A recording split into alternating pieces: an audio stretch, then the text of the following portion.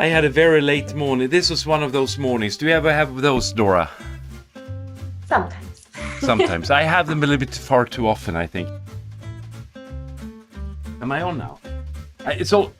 Gee, you should have told me that we're on. Good morning, Joshua. Welcome to yet another wonderful Tuesday, Product Tuesday.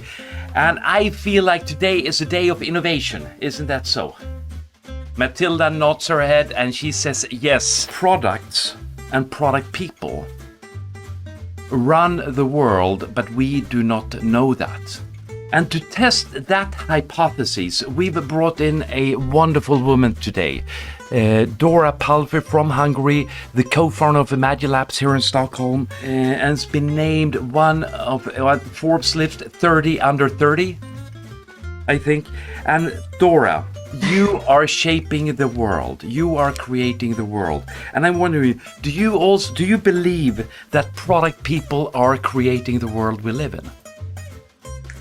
The short answer would be yes, although others are too, but I do believe we've got great power, and with that power also great responsibility. And that's the long answer will be my presentation, I believe.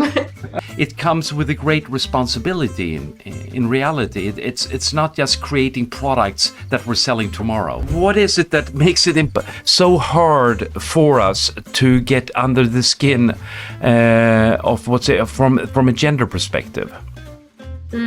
Yeah, that's very interesting, right? Because that's what you learn in school, that you should be able to create a good product for anyone. Yeah.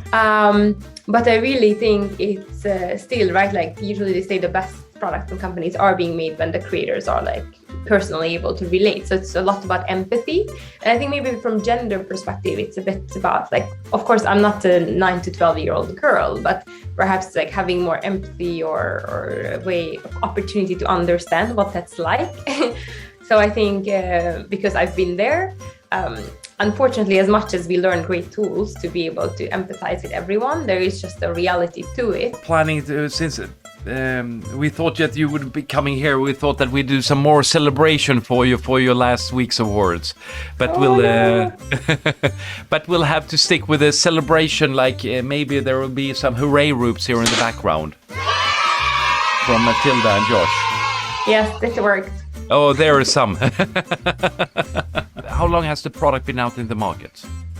A bit over a year now. A year and a few months.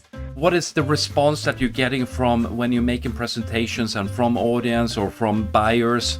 How do they look at this, that you've designed a product with this specific purpose? Of course, the presentations, there's people who are very much on board with the idea.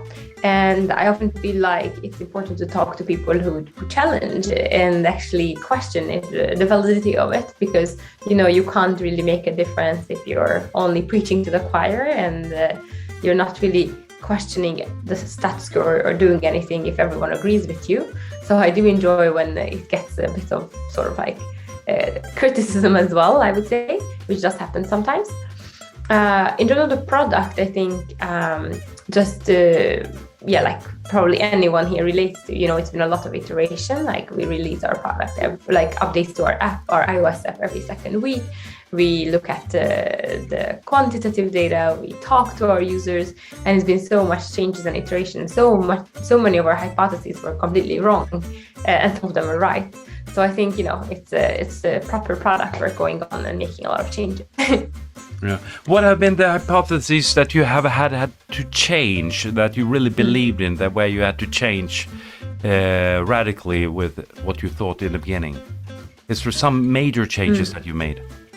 I guess it wasn't really the hypothesis, it was more like the design. So for example, in our app, and I can actually share the screen if that's helpful to see some things. Yeah.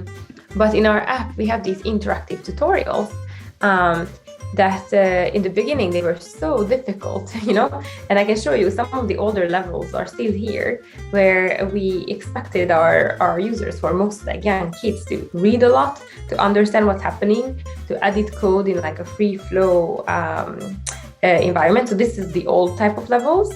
And then I will show you the new designs, which are like pretty much no text, but everything is extremely interactive. And, it's not a major change, but really had to understand. And here comes the empathy. I had to watch and sit and watch, 8 to 12-year-olds go through this, see their frustration when something was unclear, and have to make everything so intuitive and not expect that kids will, sit there and read, essentially, if that makes sense.